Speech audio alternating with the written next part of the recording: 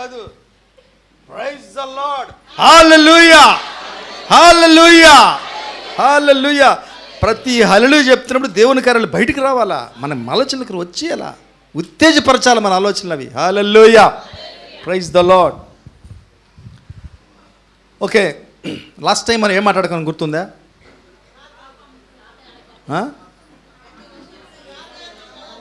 ఈ మాట అంటే చాలు ఇక్కడ టీచర్ ఉన్నారు అనుకుంటారు, మీరు ఎంత స్టూడెంట్స్ అనుకుంటారు. ఏమండి, ఈరోజు మాట్లాడబోయేదానికి పోయిన వారం చెప్పుకున్న దానికి కొద్దిగా లింక్ ఉంది, అందుకు అడుగుతున్నా. మీరు ఏం భయపడొద్దు. ఆ తలుపు వేసేయండి, బయటికి పోనీయద్దు వాళ్ళని. వీళ్ళు పారిపెట్టున్నారు, వీళ్ళు ముఖాలు చూస్తుంటే. కాదమ్మా, మీరు యూట్యూబ్ కనీసం టైటిల్ చూడండి అమ్మా. కనబడని శత్రువు. Hallelujah. So we are all fighting with the invisible enemy.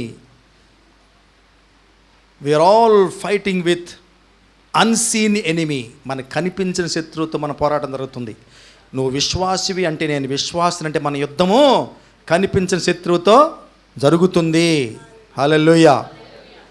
ఈరోజు ఇంకొక కనిపించని విషయం గురించి మాట్లాడుకుందాం. ఏమండి, దానికి ముందుగా ఒక వీడియో చూద్దాము. ఒక 2-3 క్లిప్స్ ఉంటాయి, క్లిప్స్ చూద్దాము. మీకు only videos, clips, pictures, pics వద్దు, ఓన్లీ వీడియోస్. ఫస్ట్ వీడియో చూడండి.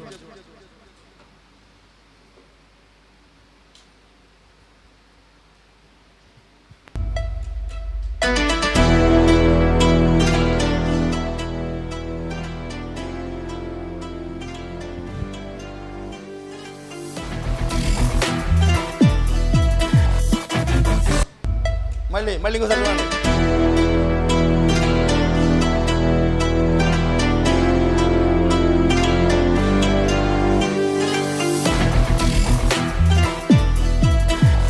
నెక్స్ట్ వీడియో మళ్ళీ.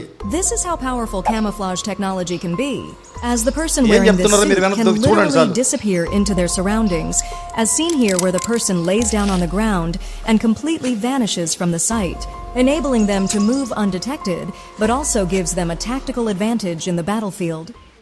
This is how powerful camouflage technology can be, as the person wearing this suit can literally disappear into their surroundings, as seen here where the person lays down on the ground and completely vanishes from the sight, enabling them to move undetected, but also gives them a tactical advantage in the battlefield. This is how powerful camouflage technology. మళ్ళీ మీరు అందరూ answer చెప్పేస్తారు. ఏం కనిపించిందండి మీకు? First వీడియోలో ఏం కనిపించింది? ఒక ఆకు పడి ఉంది అక్కడ. ఆయన ఆకుని పట్టుకోబోతే ఏమైపోయింది అది? అంటే ఆకు సీతాకోకచిలుకగా మారిపోయిందా, లేకపోతే సీతాకోకచిలుక అట్లా ఉందా, ఆకులాగా ఉందా? ఇదేం అద్భుతం కాదు, ఆశ్చర్యకార్యం ఏం జరగలే, ఏం రైలేడు అక్కడ. అది ఆకులాగా ఉంది. దాన్ని పట్టుకుంటే యాక్చువల్గా ఏంటది? పట్టుకుని సీతాకోకచిలుక కాల, అది సీతాకోకచిలుకే, కానీ ఆకులాగా తిరిగితే ఆకులాగా కనిపిస్తుంది. ఒక రెండో వీడియోలో ఏమర్థమైంది మీకు?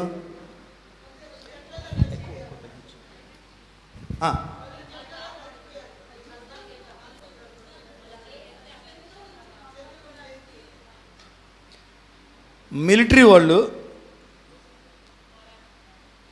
కొన్ని డ్రెస్సులు వేసుకొని ప్రకృతిలో కలిసిపోయినట్టు అనిపిస్తారు. దాన్ని మా భాషలో క్యామోఫ్లాజింగ్ అంటారు. నేను కూడా వేసుకున్నాను డ్రెస్. నాకు ఒకసారి పిక్ చూపించు. మా ఎయిర్ ఫోర్స్ యూనిఫామ్స్ ఉంటాయి చూడండి, చాలా యూనిఫామ్స్ ఉన్నాయి. దాంట్లో నేను లాస్ట్లో రిటైర్ అయ్యే ముందు ఒక 3 యూనిఫామ్లు వేసుకొని ఫోటో తీసుకున్నాను. అదండి అవి. నేను మీకు ఈ యూనిఫామ్ గురించి జస్ట్ ఒక నిమిషం చెప్తాను. ఇది నార్మల్గా మేము ప్రతిరోజు వేసుకునే యూనిఫామ్. ఇది నార్త్ ఇండియాలో వింటర్లో వేసుకునే యూనిఫామ్.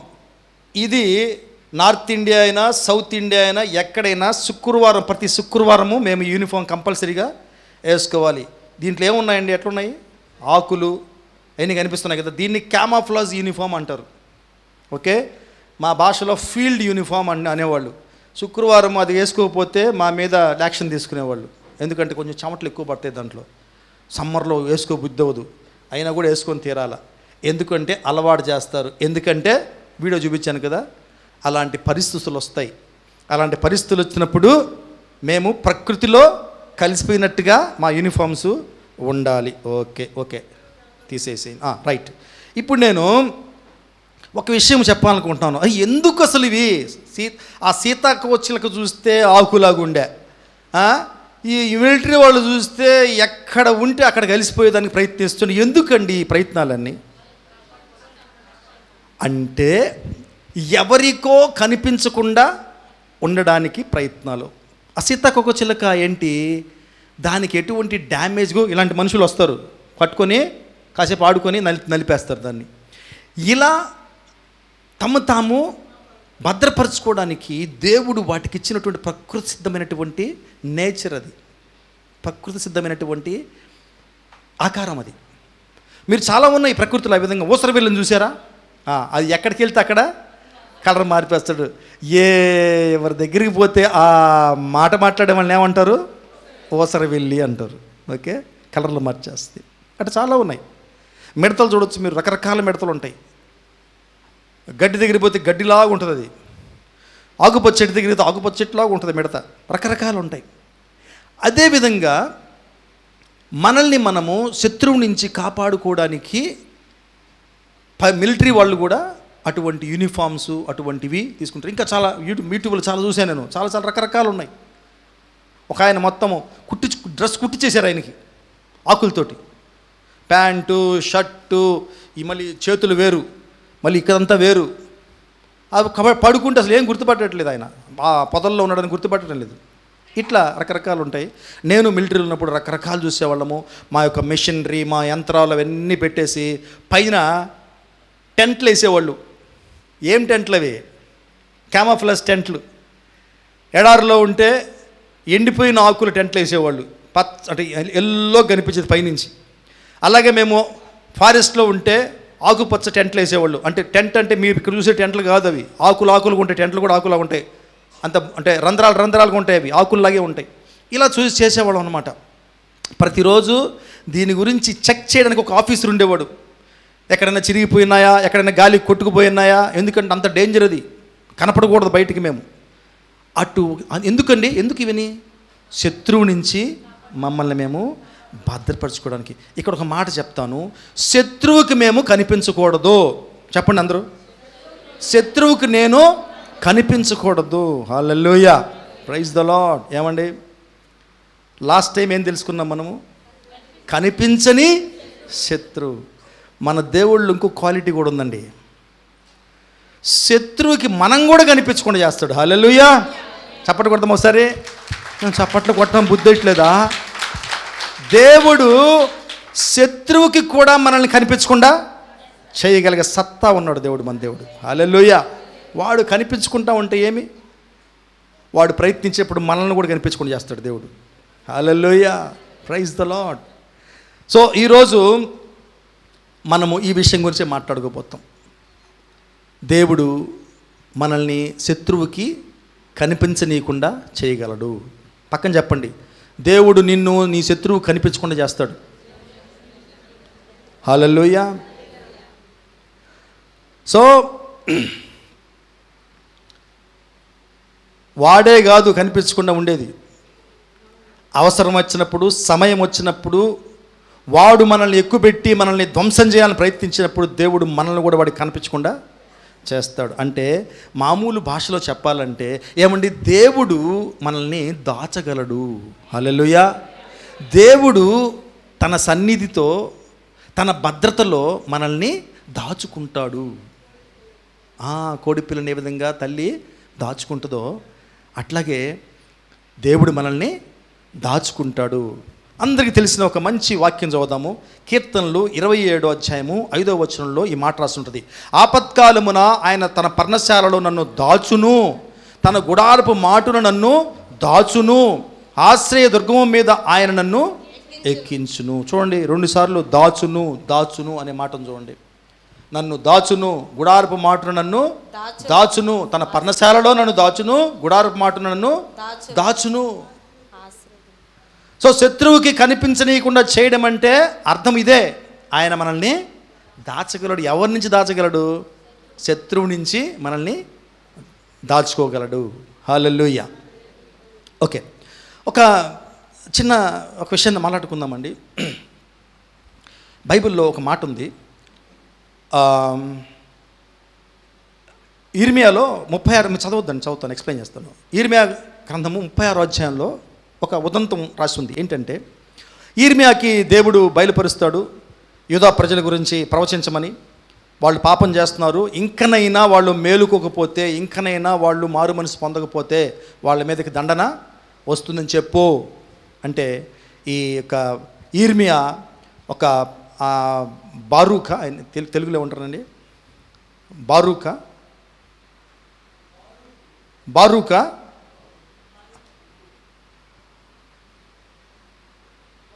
చదవండి ఒకసారి. ఇర్మియా గ్రంథము 36:26 చదవండి. 36:26. లేఖికుడైన బారాకును ప్రవక్త అయిన ఇర్మియాను పట్టుకొనవలెనని. బారూక్ అది నాకు కన్ఫ్యూజన్. బారూకును ఇర్మియాను బారూక్ కరెక్టేనా?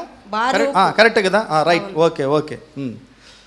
సో ఈ ఇర్మియా ఏం చేస్తాడంటే, బారూక్ని పిలిచి, ఆయన లేఖకుడు అనమాట, రాసేవాడు, ఆయనకి రాయిస్తాడు.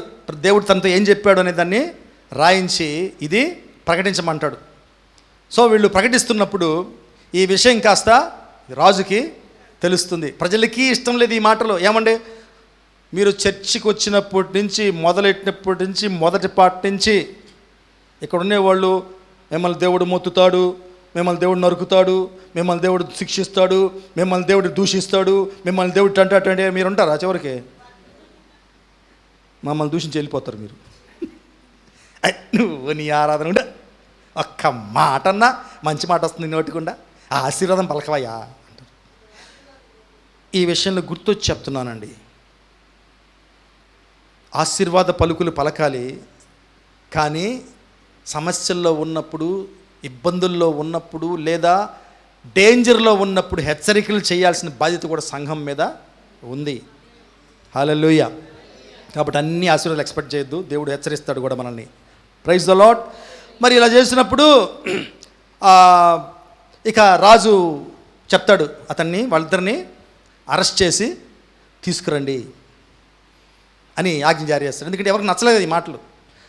అప్పుడు రాయబడినటువంటి మాట ఇది 36:26 ఉంది. లేఖికుడైన బారూకును ప్రవక్తి అయిన ఇర్మియాను పట్టుకొనవలనని రాజవంశస్థులకు యెరహ్మెయేలునకు, అజ్రియేలు కుమారుడైన శెరాయాకును, అబ్దేయేలు కుమారుడైన షెలెమ్యాకును రాజు ఆజ్ఞాపించను. కానీ ఇది హైలైట్, కానీ యెహోవా వారిని దాచెను. హల్లెలూయా. చప్పట్లు కొడదామండి. హల్లెలూయా. దేవుడు నిన్ను నన్ను శత్రువు నుంచి దాచగలిగే శక్తి కలిగిన వాడు. హల్లెలూయా. Praise the Lord. రాజాజ్ఞ, అది రాజాజ్ఞ, కానీ దేవుడు వాళ్ళిద్దరిని దాచిపెట్టాడు. హల్లెలూయా. ఏమండి, మన జీవితంలో ఎటువంటి పరిస్థితులను వెళ్తున్నా నీకు అనిపించవచ్చు, ఇంకేముంది, అయిపోయింది నా పని, ఇక నన్ను ఎవరు కాపాడలేరు. ఎస్, దేవుడు కాపాడగలడు. కరెక్టే, నువ్వు అనుకుంది కరెక్టే. ఎవరు నిన్ను కాపాడలేరు. మనిషి మానవ మాత్రుడు ఎవడు నిన్ను కాపాడలేడు, కానీ దేవుడు నిన్ను కాపాడగలడు. ఆయన నిన్ను దాచుకోగలడు. Praise the Lord. Hallelujah. Thank you Jesus. మోసే చిన్నప్పుడు ఒక ప్రాబ్లం వచ్చింది. ఏం ప్రాబ్లం తెలుసా మీకు? మగపిల్లలందరినీ చంపేయమని చెప్పాడు ఫరో. ఎందుకు? వాళ్ళ రాజ్యానికి ముప్పు. ఎందుకు? వీళ్ళు బానిసలు ఎక్కువైపోతే వీళ్ళని కాదని వీళ్ళు పవర్లోకి, గవర్నమెంట్కి వచ్చేస్తారు. ఇప్పుడు అదే ప్రాబ్లం కదా మన దేశంలో, ఏ దేశంలో అయినా అదే సమస్య. ఇప్పుడు ఒకరి నుంచి ఒకరికి భద్రత లేదు. అభద్రతాభావం, వాడు ఏం చేస్తాడో, వీడేం చేస్తాడో, వీళ్ళు ఏం చేస్తారు, వీళ్ళకి వచ్చి పవర్ ఇస్తే ఏమైపోతుందో, అది గందరగోళం.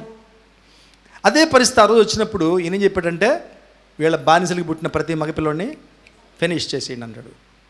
అదే టైంలో ఆమె మోసే వాళ్ళమ్మ ప్రెగ్నెంట్ అయింది, బిడ్డ పుట్టాడు. పరిస్థితులు ఏం మారలా, అదే చట్టం సాగుతుంది. ఈమె 3 నెలలు దాచిపెట్టింది. తర్వాత ఏం చేసింది, ఇట్ట కాదు, ఇంకా దాచిపెట్టుకోవడం కష్టమైపోతుందని చెప్పేసి ఒక ధోనిలో పెట్టి, పెట్టిలో పెట్టి ఏం చేసింది, ఏమంటే చాలామంది కన్ఫ్యూజ్ అయిపోతారు, నదులు వదిలేసిందని. వదిలేసిందా, గట్టునున్న ఆ జమి పొదలు దాచిపెట్టిందా? నేను కూడా అట్ట అనుకుంటున్నావాడిని. అదేంది బాహుబలి ఎదుల్లా ఆమె ఎత్తుకుని ఫోటో ఉంటుంది, అది అది చూసినప్పుడు నాకు మోసే గుర్తొచ్చాడు. ఆ తర్వాత బైబిల్ పూర్తి ఒకసారి బాగా నిదానంగా చదువుతున్నా, దాంట్లో రాసి ఉంది ఆయన ఏం వదిలేలే, జమ్ముపొదలో పెట్టి వదిలిపోలే. పోయిందా? పోలే. వాళ్ళ అక్కని పెట్టింది, మోసే అక్కని, పిల్ల చూసుకుంటుండు తమ్ముడిని, ఏమో జరుగుతుంది చూసుకుంటున్నాడు. ఒకవేళ ఏదైనా డేంజర్ వచ్చి ఉంటే మళ్ళీ తీసుకెళ్ళిపోయిండేవాళ్ళు. కాబట్టి వాళ్ళు ఏమీ బాధ్యతారహితంగా ప్రవర్తించలా. ఓకే, పెట్టెలో పెట్టి ఆ పొదలో పెట్టారు. చివరికి ఆ బాలుడు ఎవరికి చిక్కాడు? ఎవరికి? ఫరో కుమార్తెకి చిక్కాడు. ఆమె ఏం చేసింది?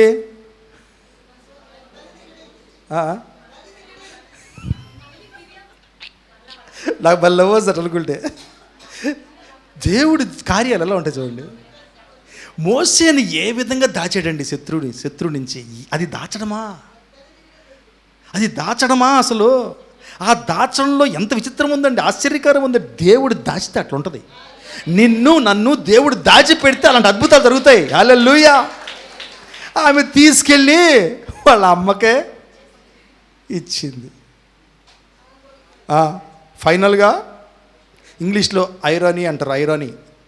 ఐరనీ అంటే ఎట్లా చెప్పాలి, కామెడీ అంటలా. అంటే నువ్వు అనుకున్న దానికి ఏకదం ఆపోజిట్ జరిగింది. ఫరో చంపాలనుకున్నటువంటి మోసే, అంతే కదా, చట్టం ప్రకారం చచ్చిపోవాలని.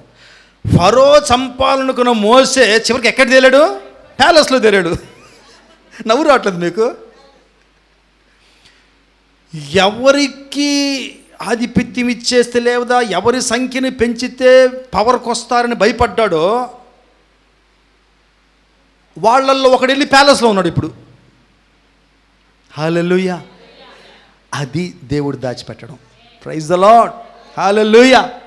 కాబట్టి ఇంకా దాచిపెట్టిన ఉదంతాలు చాలా ఉన్నాయండి. లాస్ట్ వీక్ చదివాము 2వ రాజుల గ్రంథము 6వ అధ్యాయం. అందులో మనము ఒక విషయం నేర్చుకోవాలి. లాస్ట్ వీక్ మెసేజ్ని బట్టి మనకి అవసరమైన వాక్యాన్ని మనం రోజు చదువుకున్నాము. ఏంటంటే శిష్యుడికి కళ్ళు తెరవమని ప్రార్థన చేశాడు. తెరిస్తే ఏం కనపడింది ఆయనకి? దేవుని సైన్యము కనిపించింది, దేవుని సన్నిధి కనిపించింది. హల్లెలూయా, హల్లెలూయా.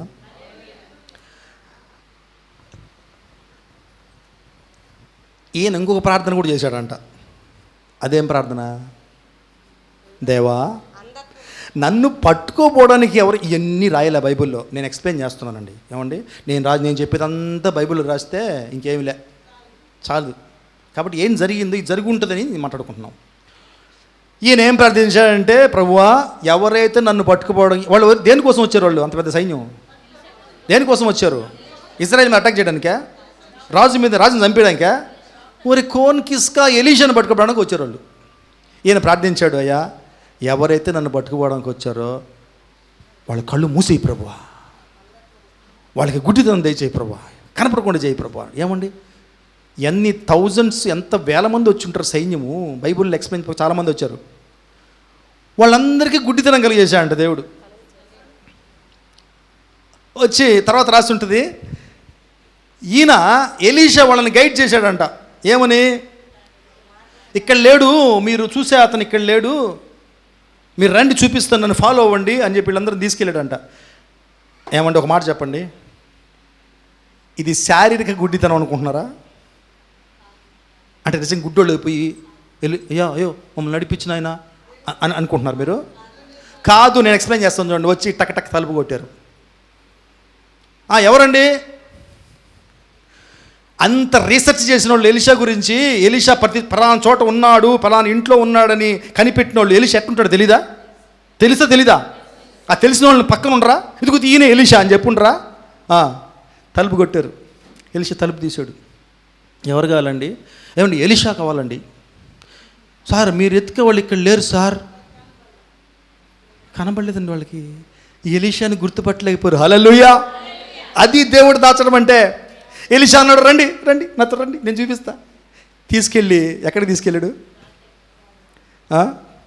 అప్పుడు మళ్ళీ ఇంకో ప్రార్థన చేస్తుంటాడేమో ఎలీషా, దేవా ఇప్పుడు వీళ్ళకి వెళ్ళి కళ్ళు తెరువు. ఎక్కడికి తీసుకెళ్ళాడు వెళ్ళి?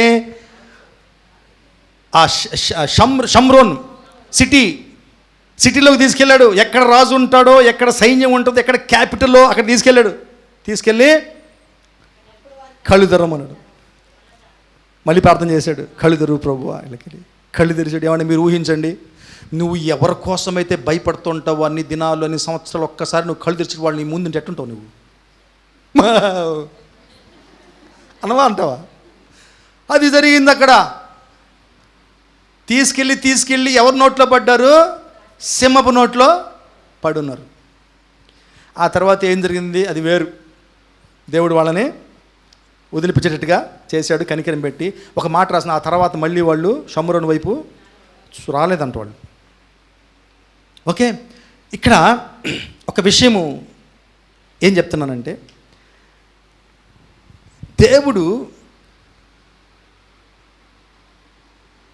మనల్ని దాచుతాడు, మనల్ని తన హక్కున చేర్చుకుని భద్రపరుస్తాడు, శత్రువుకి మనము కనిపించకుండా చేస్తాడు.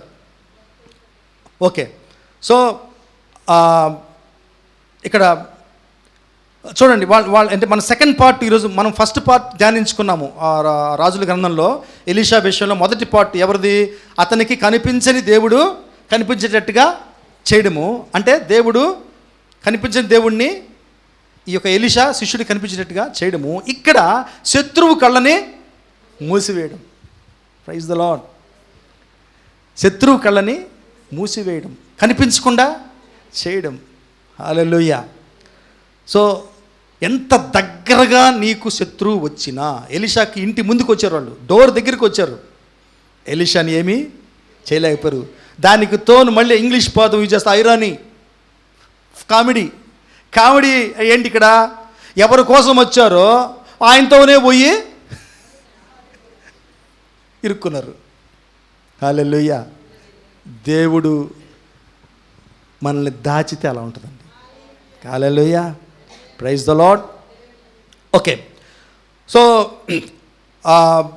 ఒక మాట ఉంది ఇక్కడ, యెషయా గ్రంథము 49:2 ఒక మాట చదువుదామండి.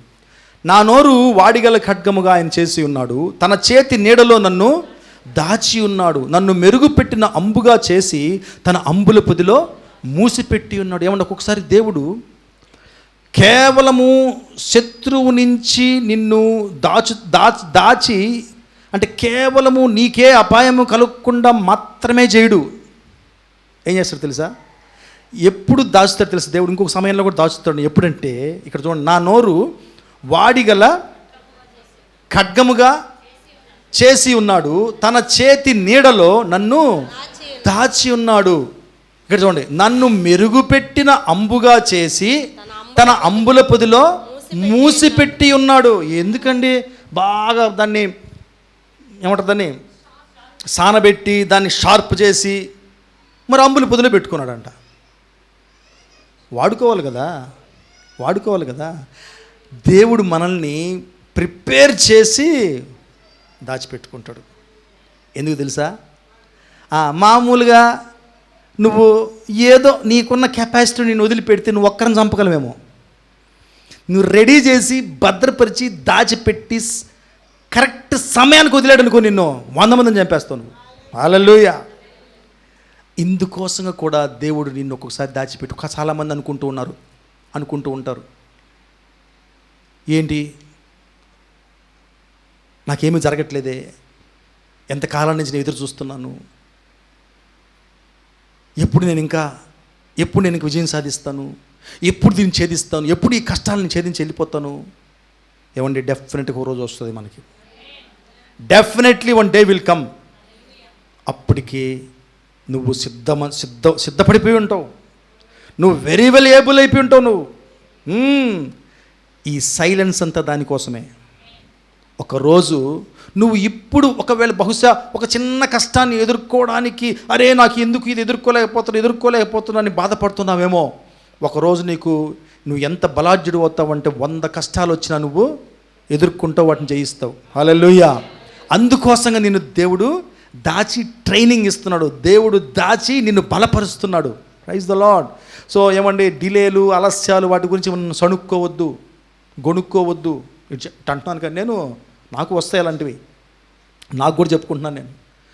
ఆలస్యాలు జరుగుతాయి మన జీవితంలో, విసుగు కలిగిస్తాయి.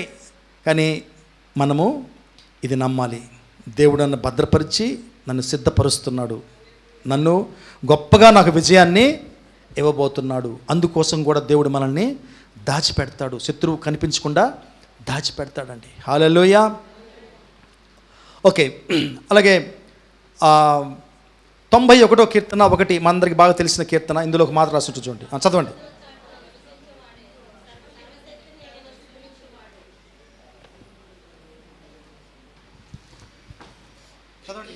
మహోన్నతుని చాటున నివసించువాడే సర్వశక్తి నీడను విశ్రమించువాడు. మహోన్నతిని చాటు నివసించువాడే సర్వశక్తి నీడను విశ్రమించువాడు. చూడండి, అదే ఒకటే చాటున నివసించేవాడు, చాటున నివసించేవాడు.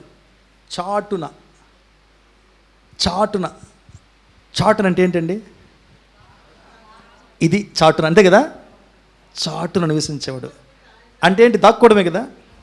ఒక్కొక్కసారి దేవుడు మనం దాక్కునేలా చేస్తాడు, దానికే మనం ఫీల్ అవ్వని అవసరంలా.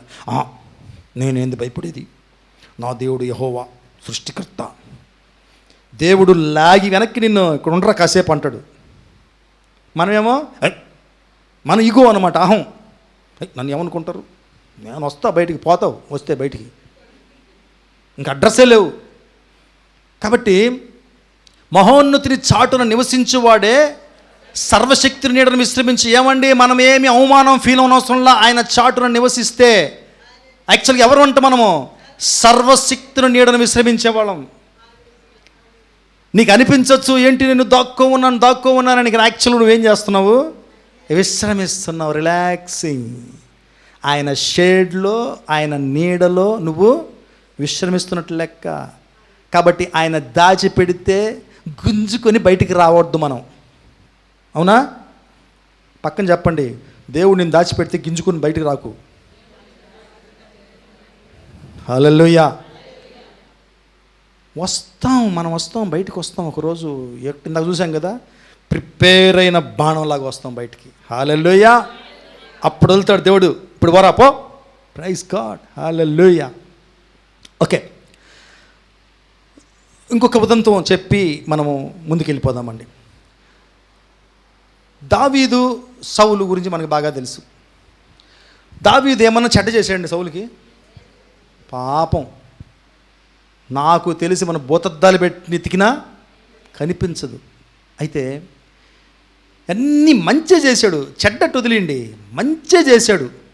కానీ సౌలుకి ఒక విధమైనటువంటి ఈర్ష్య వచ్చింది. ఒక్కొక్కసారి మన లైఫ్లో కూడా మనం ఏమీ చెడ్డ చేయకపోయినా, మనం మంచే చేస్తున్నా, దేవుడు మన వెనక ఉండడము, దేవుడు మనల్ని ఆశీర్వదించడము, అవన్నీ చూస్తే కొంచెం అసూయ కలగొచ్చు. లోకానికి కాదు, తోటి విశ్వాసకే కలుగుతా ఒక్కోసారి. చిన్నప్పుడు అంటదిలేండి, నేను విశ్వాసం రాసిన కొత్తల్లో ఒక సిస్టర్ అడిగారు. నేను ప్రతి సండే సాక్ష్యం చెప్పేవాడిని లేచి. నేను చెప్పాను కదా, సైకిల్ చైన్ పడిపోయింది, బైక్ పంచర్ అయింది, ఇటువంటివి. ఆమె అడిగింది, ఏం బ్రదర్, దేవుడు నీకే చేస్తాడు అద్భుతాలు, మాకెందుకు చేయడు అని. నేను సూది కనపడకపోయినా అది కనపడితే ప్రార్థన చేసి అది కనపడి దాన్ని కూడా సాక్ష్యం చెప్పేవాడిని. నేను చూసేవాడిని దేవుని హస్తం అందులో. మరి మీరు కనపడాలని నాకు అనిపిస్తున్నాయి. హల్లెలూయా. సారీ, ఏం మాట్లాడుతున్నాను నేను?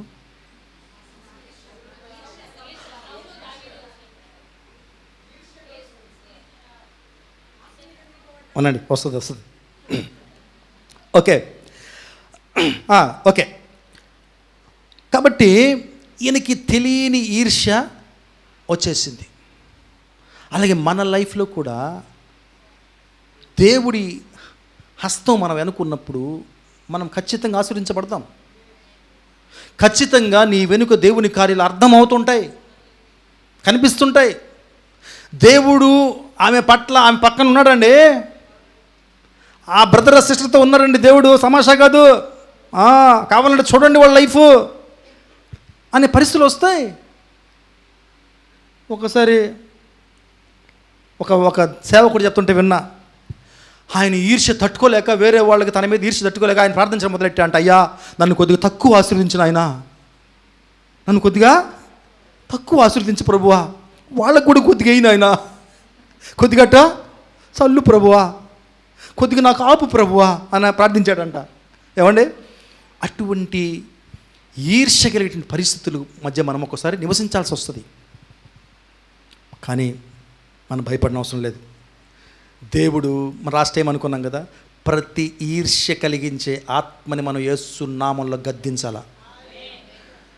ప్రతి దృష్టి కలిగించే ప్రతి ఆత్మని యేసు నామంలో మనము గద్దించాలా.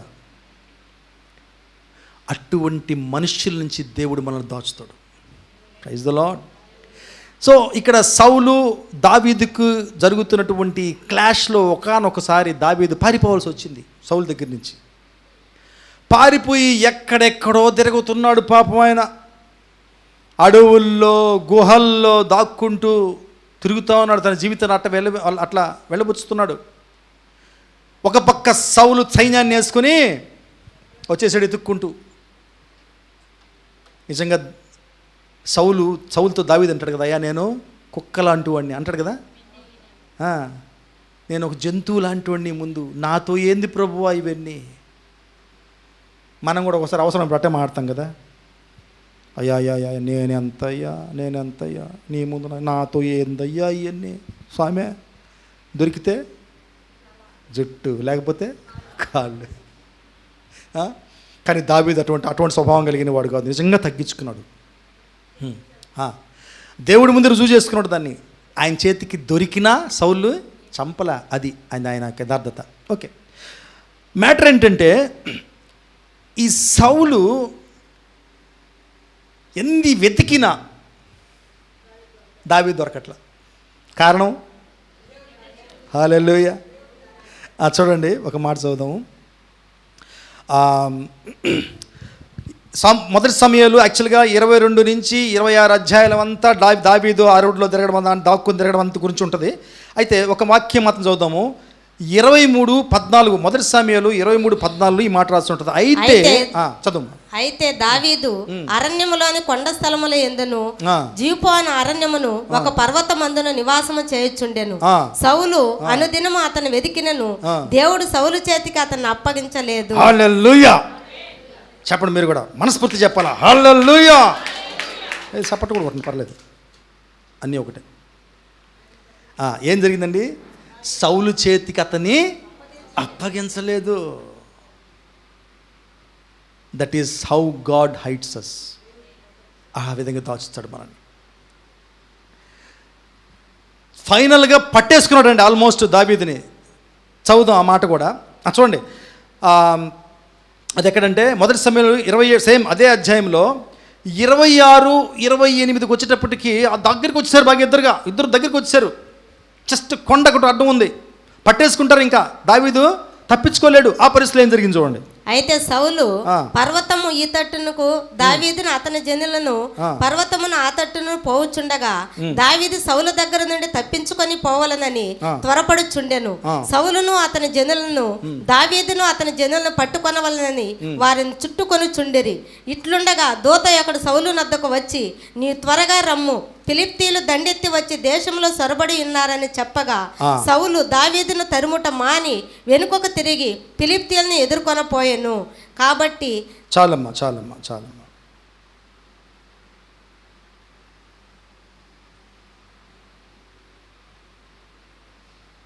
ఇక్కడ ఏం జరిగిందండి మీకు అర్థమైపోయింది సీన్. ఇక్కడ చూడండి, దావీదు ఎంత డేంజరస్ అపాయ పరిస్థితిలో ఉన్నాడు చూడండి. 26 రాసుంది. సౌలు పర్వతము ఈ తట్టునను దావీదును అతని జనులను పర్వతము ఆ తట్టునను పోవచ్చుండగా. ఏమండి మెజారిటీ ఎవరు ఇక్కడ? జనాలు ఎక్కువ ఎవరి దగ్గర ఉన్నారు? సౌలు ఆర్మీ ఉంది, వాళ్ళంతా ఎక్స్పర్ట్లు, ట్రైన్ అయిన వాళ్ళు అంతా ఎట్లా ఎవరిని ఎట్టపట్టు. ఇప్పుడు మీరు చూశారు కదా ఆ కామోఫ్లేజింగ్, ఎడారిలో దూరిపోవడము, చెట్లలో దూరిపోవడము. ఏమండి వీళ్ళని పట్టుకోవడానికి కూడా ట్రైనింగ్ ఉంటుంది తెలుసా మిలిటరీ వాళ్ళకి బైనాక్యులర్స్ ఇస్తారు, ఒక కలర్ గ్లాస్ ఇస్తారు, దాంట్లో బట్టి పట్టేసుకుంటారు వాళ్ళని దూరాన్ని చూస్తూ, వీళ్ళు మనుషులే చెట్లు కాదు అని. సో ఆ విధంగా వీళ్ళందరూ ట్రైన్ చేయబడిన వాళ్ళు దగ్గరికి వచ్చేస్తున్నారు. ఇక్కడ చూడండి, దావీదు సౌలు దగ్గర నుండి తప్పించుకుని పోవాలని నేను త్వరపడుచుండెను. చూసారా, తొందర వచ్చేసింది దావీదుకి, భయం వచ్చేసింది, ఇంకా తప్పదు, ఇంకా ఏదో ఒక విధంగా పారిపోవాలి. సౌలును అతని జనులను దావీదును అతని జనులను పట్టుకొనవలనని వారిని చుట్టుకొని చుండిరి. ఏమంటే అయిపోయింది, ఆల్మోస్ట్ ఫినిష్, చుట్టేశారు, ఇంకా వచ్చేస్తున్నారు. ఆ టైంలో చూడండి, దేవుడు దాచిపెడితే ఇలాగే జరుగుతుందండి. దావీదుని దేవుడు దాచిపెట్టినాడా? ఇప్పుడు మనకి చూడడానికి ఏమనిపిస్తుంది? ఇంకేముంది, అయిపోయింది, చుట్టుకొని చుండిరి అని ఉంది. వచ్చేసారు వాళ్ళందరూ. దావీదు ట్రై చేస్తున్నాడు పారిపోవడానికి, కానీ చుట్టుకొని చుండిరి. ఫైనల్గా ఏమైంది? అక్కడ ఒక దూత ఒకడు సౌలు నద్దకు వచ్చి, నీవు త్వరగా రమ్ము, ఫిలిష్తీయులు దండెత్తి వచ్చి దేశంలో చొరబడి ఉన్నారని చెప్పగా, సౌలు దావీదును తరుముట మాని వెనుకకు తిరిగి ఫిలిష్తీయులను ఎదుర్కొనబోయెను. హల్లెలూయా, చప్పట్లు కొట్టండి. Praise the Lord. అది దేవుడు దాచడం అంటే. ఎలీషా డోర్ వరకు వచ్చారా? దావీదు దగ్గర వరకు వచ్చారా? వీళ్ళు ఎలీషా చిక్కలా, ఇక్కడ దావీదు కూడా చిక్కలా. కారణం దేవుడు దాచిపెట్టినాడు వాళ్ళని. దేవుడు వాళ్ళని కనిపించనీయకుండా చేశాడు. హల్లెలూయా. మనకు అనిపించవచ్చండి, మనకు అనిపించవచ్చు, ఏంటి ఇంత అపాయంలోకి వచ్చేసాను, నా చుట్టూ ఈ పరిస్థితులున్నా ఏంది? ఎన్ని పరిస్థితులు దగ్గర వచ్చినా సరే, నువ్వు దేవుడు నిన్ను దాచిపెట్టున్నాడని నీకు తెలిస్తే నువ్వు ధైర్యంగా ఉండొచ్చు. హల్లెలూయా. దేవుడు మనల్ని దాచిపెట్టగలడు. Praise the lord. ఆయన ఈ ఉదంతం జరిగిన తర్వాత 31వ కీర్తన 8వ వచనంలో ఏం రాసుకున్నాడో చూడండి దావీదు. నీవు శత్రువుల చేత నన్ను చెరబెట్టలేదు, విశాల స్థలమున నా పాదములు నిలవబెట్టితివి. హల్లెలూయా. నువ్వు శత్రువుల చేత నన్ను చెరబెట్టలేదు. ఎందుకు? కారణం ఏంటి? నువ్వు నన్ను దాచుకున్నావు. Hallelujah. Praise the Lord. Okay, ఇంకొక దాచిపెట్టడం చూద్దాం.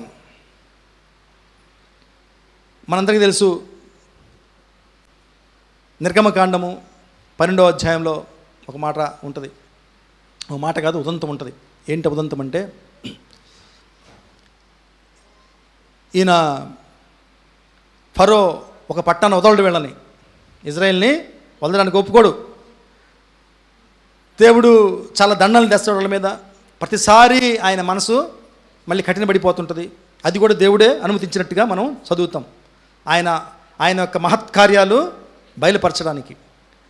ఫైనల్ అసాల్ట్, ఆఖరి పోరాటం ఏంటది? మరణ దూత. వాళ్ళకి పుట్టిన ప్రతి తొలి సంతానం మగ వాళ్ళని చంపేయడం. ఓకే, సో ఈ పరిస్థితి వచ్చినప్పుడు మరణ దూత బయలుదేరుతుంది, the spirit of death. So వీళ్ళకి మాత్రము ఇన్స్ట్రక్షన్స్ చెప్పారు. ఎవరికి? యూదులకి. మీరు మాత్రము మీ ఇంటికి వధించబడిన గొర్రెపిల్ల యొక్క రక్తాన్ని రాసుకోండి. మరణదూత వచ్చాడు. ఏమండి, ఎవరి ఇళ్ళకి ఈ రక్తం రాయబడిందో చూసుకుని ఇట్లా చేస్తాం. మరణదూత టస్తాడు. టస్తాడండి, ఇట్లా వస్తాడు. వీళ్ళు మనవాళ్ళే పోరా పో, కొంత వాడిని వేసేయండి, అది వాడు కూడా వేసేయండి, వీడిని వదిలిపెట్టండి, మనోడే. హల్లెలూయా. ఏమండి, ఇది కాదండి దేవుడు దాచడం అంటే, ఇది కాదండి. ఎన్ని ఉదాహరణలు ఉన్నాయండి. దేవుడు దాచిపెడితే ఎలా ఉంటారు, మనం ఎంత భద్రంగా ఉంటాము. శత్రువుకి మనల్ని ఎటువంటి పరిస్థితుల్లో కూడా కనిపించనీయకుండా చేసే దేవుడు మన దేవుడు. హల్లెలూయా. వాడు ఎంత దగ్గరగా ఉండొచ్చు, ఎంత దగ్గరగా ఉండొచ్చండి. ఒకసారి నాకు భయంకరం, నేను విశ్వసించిన కొత్త దినాల్లో, తొలి దినాల్లో ఒక ఉదంతం జరిగింది. ఏంటి ఉదంతం అంటే, అక్కడ ఒక పూజ చేస్తున్నారు.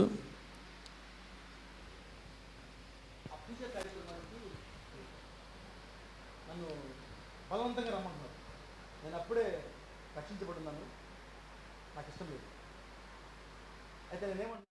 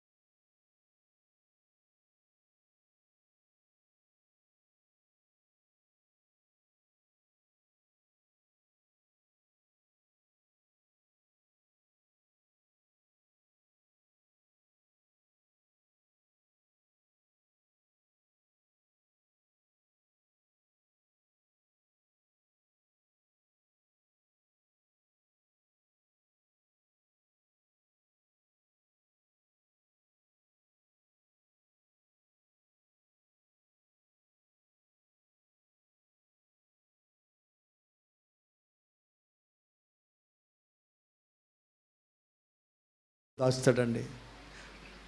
ఒక చిన్న ప్రార్థన చేసి మనం దేవుడిని అడిగినప్పుడు దేవుడు అటువంటి ప్రొటెక్షన్ని ఇస్తాడు. ఓకే, ఆ తర్వాత మనకి దేవుడు మనం ట్రైన్ చేస్తాడు, ధైర్యం ఇస్తాడు, వాళ్ళకి నో చెప్పే శక్తి ఇస్తాడు. హల్లెలూయా, ప్రైజ్ ద లార్డ్. సో కనుక దేవుడు మనల్ని చక్కగా దాచిపెట్టగలిగే దేవుడు. ఓకే, ఫైనల్గా ఒక ఉదాహరణ చెప్పుకొని మనము ప్రార్థన చేసేసుకుందాం. పేతురుని అరెస్ట్ చేశారు కదా, అపోస్తల కార్యాలలో ఉంటుంది, 12వ అధ్యాయంలో ఉంటుంది. పేతురుని అరెస్ట్ చేసేసి అప్పటికే నాకు తెలిసి యాకోబునో ఎవరినో చంపేసి ఉంటారు. ఆల్రెడీ యాకోబును చంపేసి ఉంటారు. వీళ్ళని నిరుత్సాహపరచాలని, విశ్వాసుల్ని దెబ్బకొట్టాలని ఆయనకి మరణదండన వేసి ఉంటారు, కత్తితో చంపేసి ఉంటారు. అదే పరిస్థితులు ఇంకొంచెం వీళ్ళని నిరుత్సాహపరచాలని హేరోదు ఏం చేస్తాడంటే పేతురుని కూడా అరెస్ట్ చేయిస్తారు. అరెస్ట్ చేయించి జైల్లో పెట్టిస్తారు. నెక్స్ట్ డే అతనికి జడ్జిమెంట్, తీర్పు, జడ్జి దగ్గర తీసుకెళ్ళాలి. ఆ రాత్రి ఏం జరిగిందో అక్కడ రాసి ఉంటుంది. అమ్మా సంఘం అంతా ప్రార్థన చేస్తుంటారు, అది వేరు. నేను ప్రార్థన చేయొద్దని చెప్పట్టు, విజ్ఞాపన మనం జరుగుతూనే ఉంటాయి. ఓకే, నేను అక్కడ జరిగింది చెప్తున్నాను. అయితే ఇక్కడ ఒక విషయము జరిగింది. ఏంటి ఆ విషయం అంటే, దేవదూత వచ్చాడు. ఏమంటే యాక్చువల్గా ఈయన పొజిషన్ చూడాలా, ఈయన ఎటువంటి కస్టడీలో ఉన్నాడని చెప్పేసి 16 మంది సైనికులు ఆయనకి కాపలాగా ఉన్నారు. 16 మంది అంటే ఒక్కొక్క బ్యాచ్లో 4 అంట. అంటే ఎక్స్ప్లెయిన్ చేస్తున్నాడు ఒక ఆయన, సేవకుడు. ఒక బ్యాచ్కి 4 అంట. అంటే దానికి దగ్గర 4 గేట్లు ఉన్నాయంట.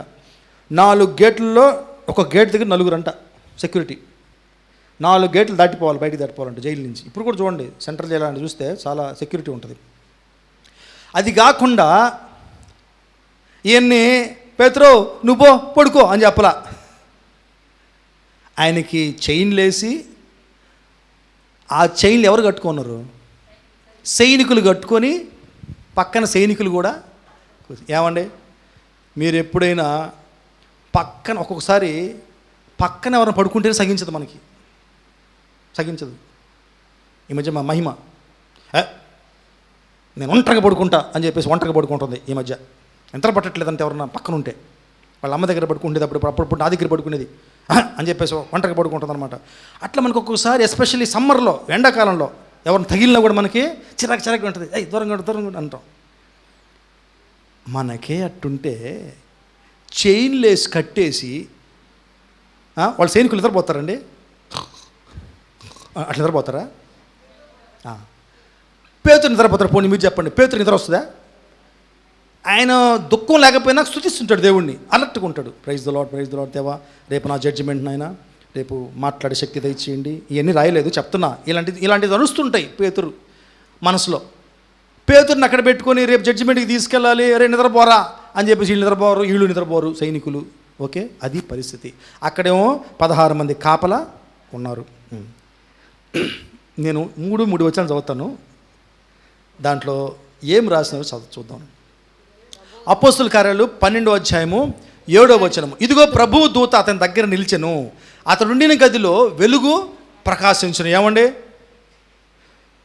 కొంచెము మనము కొద్దిగా లీలగా అట్లా కళ్ళు మూసినా, ఎవరు లైట్లు వేస్తే కళ్ళు తెరుస్తాం లేదా? సైనికులు తెరవరా? దూత వచ్చిందంట, ఏమొచ్చింది? 100 వాట్స్ బల్బు రాలా, వెలుగు వచ్చింది. దూత గ్లోరీ, దేవుడి మహిమ, అంత లైట్ వచ్చింది. వీళ్ళకి మెలుగు వచ్చిందా? రాలా. ఓకే. దూత పేతురు ప్రక్కను తట్టి త్వరగా లెమ్మని చెప్పి అతను లేపగా సంఖ్యలు అతని చేతుల నుంచి ఉడిపెన్ను. పేతురు గెటప్, లేచాడు. సంఖ్యలు కదులుతాయా? ఈ పేతురు లేస్తే? పేతురికి వెళ్తే సంఖ్యలు కలుతాయా? సంఖ్యలకి వెళ్తే వీళ్ళ చేతులు కలుతాయా? పక్కన సైనికులు లేవాలి కదా, లేచారా? లేలా. దానికి ముందు ఏం చేశాడు? సంఖ్యలని ఫినిష్. ఏమన్నా సంఖ్యలు రాదు, శబ్దం రాదా? గల్ బుల్ బుల్ అని రాదా?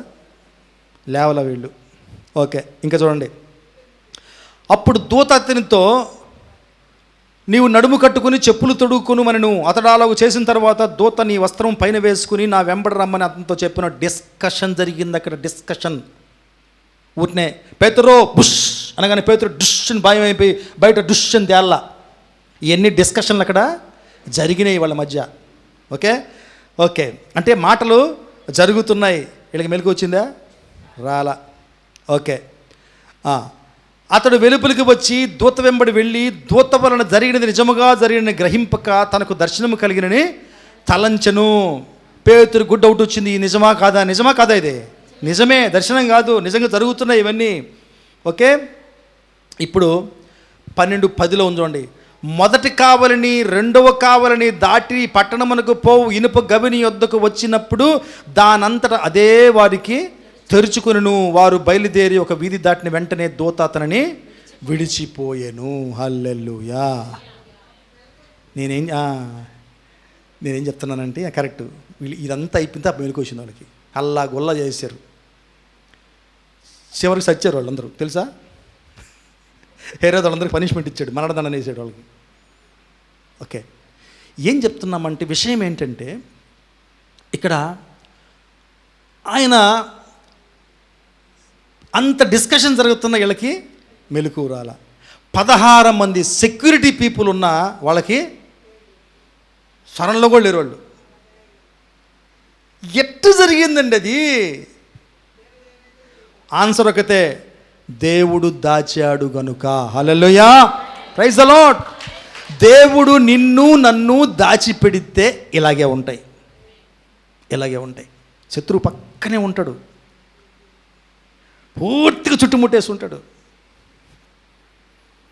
దేవుడు మనల్ని భద్రపరిస్తే, దేవుడు మనల్ని దాచితే ఎవరు మనల్ని బయట పెట్టలేరు. హల్లెలూయా. కాబట్టి ఇదంతా చదవాలంటే మీరు 1 నుంచి 16 వాక్యాలు చదవాలి. నేను 7 నుంచి 10 చదివాను. మనకు కావాల్సిన వాక్య భాగము తీసుకున్నానండి. ఓకే, ఫైనల్గా మనము మరి ఇంకొకసారి తలుచుకుందాం. కనిపించని శత్రువు ఎవరు? సాతాను. మనకి మన శత్రువు కనిపించకుండా ఉంటే దేవుడు కూడా మనల్ని సాతాను కనిపించకుండా చేస్తాడు. హల్లెలూయా. ఇది మనం గుర్తుపెట్టుకోవాలి. దేవుడు మనల్ని భద్రపరుస్తాడు. కనిపించనీయకుండా చేయడం అంటే మనల్ని భద్రపరచడం, మనల్ని దాచుకోవడం. వీళ్ళందరి జీవితాలు చూడండి, ఎంత దగ్గరికి వచ్చారు చూడండి శత్రువు. దావీదుకి పక్కకి వచ్చారు వాళ్ళు, చుట్టుముట్టేస్తున్నారు. దేవుడు విడిపించాడు, దేవుడు దాచాడు కనుక. అలాగే ఎలీషాకి డోర్ వరకు వచ్చారు, ఏమి కాలే. ఎలీషా వాళ్ళని తీసుకెళ్ళి అప్పచెప్పాడు. ఏంటిదంతా? దేవుడు దాచాడు కనుక. ఎలీషాని దేవుడు దాచాడు కనుక. మోషే, ఏ మోషే సంబంధించిన జాతి వారు సింహాసనం ఎక్కకూడదు అనుకున్నాడో ఫరో, దేవుడు దాచాడు మోషేని. కాబట్టే ఆశ్చర్యంగా ఆ వ్యక్తి తీర ఎక్కడ తేలాడు? ప్యాలెస్లో తేలాడు. ప్రైజ్ ద లార్డ్, హల్లెలూయా. ఎందుకు? మోసేని దేవుడు దాచాడు కనుక. హల్లెలూయా. విచిత్రంగా అండి, ఏ మోసేని ఫరో చంపాలనుకున్నాడో ఆ మోసే వాళ్ళ అమ్మ చేత పెంచబడింది. Praise the Lord. ఏ మోసేని ఏ కారణం చేత ఫరో చంపాలనుకున్నాడో ఆ కారణంకో వెళ్ళాడు మోసే. Praise the Lord, hallelujah. So మన లైఫ్లో కూడా మనకి దగ్గరకు వచ్చేసి ఉండొచ్చు మన శత్రుత్వము, మన కష్టాలు, మన కన్నీళ్ళు, మన శోధనలు, మన శ్రమలు, మన ఇబ్బందులు చాలా దగ్గరికి వచ్చి ఉండొచ్చు, చుట్టుముట్టేసి ఉండొచ్చు. కానీ ఒకటి మనం గుర్తుపెట్టుకోవాలి, అటువంటి సమయంలో కూడా దేవుడు మనల్ని దాచుంటే దేవుడు మనల్ని మన శత్రువు కనిపించనీయకుండా మనల్ని కాపాడుతాడు. హల్లెలూయా, ప్రైజ్ ద లార్డ్. కళ్ళు మూసుకుందాం. మనము విన్నది నెమరు వేసుకుంటూ మరి ప్రార్థన చేసుకొని ముగింపులోకి వద్దాం. తండ్రి, నీకు వందనాలయ్యా, నీకు స్తుతులు స్తోత్రాలు. అవును దేవా, పోయిన వారమే నేర్చుకున్నాం తండ్రి, మాకు కనిపించని శత్రువు సాతానని. మేము చాలాసార్లు తండ్రి మాకు కనిపించే శత్రువులతో పోరాడుతుంటాం, కానీ నిజమైన శత్రువు మాకు కనిపించడు. కాబట్టి వాడితో మేము పోరాటం చేయాలి, ఆత్మీయంగా వాడిని పోరాటం సాగించాలి. అలాగే ఈరోజు మేము నేర్చుకున్నాం ప్రభువా, అటువంటి కనిపించని శత్రువు కూడా మమ్మల్ని కనిపించనీయకుండా భద్రపరిచే దేవుడు నువ్వు తండ్రి. నీకు వందనాలు, నీకు స్తోత్రాలు దేవా. నాయనా, మోసే హేరోదుకి నా తండ్రి మోసే ప్రభువా మరి ఫరోకి కనిపించకుండా చేసావు, భద్రపరిచావు. ఆ బిడ్డని ఏ ఉద్దేశం కోసం మీరు నిలబెట్టారు, ఆ ఉద్దేశం నెరవేర్చుకున్నావు. ఈవెన్ యేసయ్యను కూడా ప్రభువా మరి హేరోదు నుంచి భద్రపరిచి మరి తల్లిదండ్రులు ఐగుప్తుకి వెళ్ళేలా చేశావు. అటువంటి భద్రత, అటువంటి కాపుదల నీ దగ్గర ఉంది ప్రభువా. మమ్మల్ని శత్రువు కనిపించనీయకుండా చేయగలవు. అలాగే తండ్రి ఈర్మియా, బారూకులకు తండ్రి నాయన రాజు వాళ్ళ కోసం వెతికి వారిని శిక్షించాలని ప్రయత్నించినప్పుడు ప్రభువా వారిని దాచియించినట్లు మేము చదువుతాం. నువ్వు వారిని శత్రువుకి కనపడనీయకుండా చేసావు ప్రభువా. అలాగే సిరియా ఆర్మీ నా తండ్రి ఎలీషా కోసం వచ్చినప్పుడు, ఎలీషా ప్రార్థించినప్పుడు ప్రభువా వారి నేత్రాలు మూయబడ్డాయి.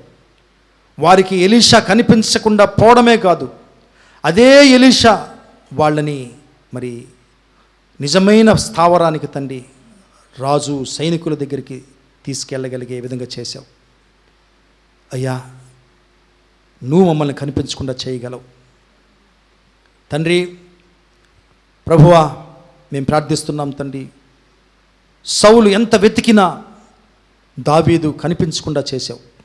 అటువంటి భద్రతను నువ్వు దావీదుకి ఇచ్చావు దేవా. అలాగనైనా మేము ప్రార్థిస్తున్నాం, మేము స్తుతిస్తున్నాం. మరణదూత ఐగుప్తుకు వచ్చినప్పుడు తండ్రి నీ బిడ్డల్ని ప్రభువా నువ్వు దాచి ఉంచావు కనుక వారు ఆ మరణదూత నుంచి బయటపడ్డారు. నీ భద్రత అలాంటిది ప్రభువా. పేతురు ఎంతమంది సెక్యూరిటీ వాళ్ళు ఉన్నా సరే దేవా, నువ్వు వారికి కనిపించనీయకుండా పేతురుని కాపాడి ఎవరైతే బిడ్డ కోసం ప్రార్థిస్తున్నారో వాళ్ళ దగ్గరికి పంపించి చూపించావు ప్రభువా. నీకు వందనాలు. మేమందరము తండ్రి రకరకాల సమస్యలతో బాధపడుతుండొచ్చు. మా జీవితంలో చాలా సమస్యలు ఉన్నాయి ప్రభువా. ఆ తండ్రి మమ్మల్ని భయపెట్టే సమస్యలు చాలా ఉన్నాయి. కొంతమందికి ఆర్థిక సమస్యలు ఉన్నాయి, కొంతమందికి భార్యాభర్తల మధ్య సమస్యలు ఉన్నాయి, కొంతమంది కుటుంబ గొడవలు ఉన్నాయి,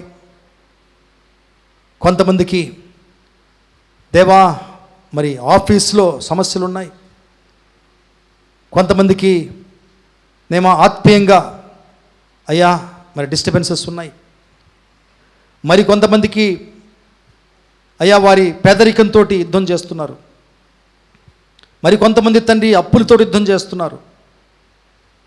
ఇవన్నీ ఎన్ని చుట్టుముట్టిన మమ్మల్ని దేవా,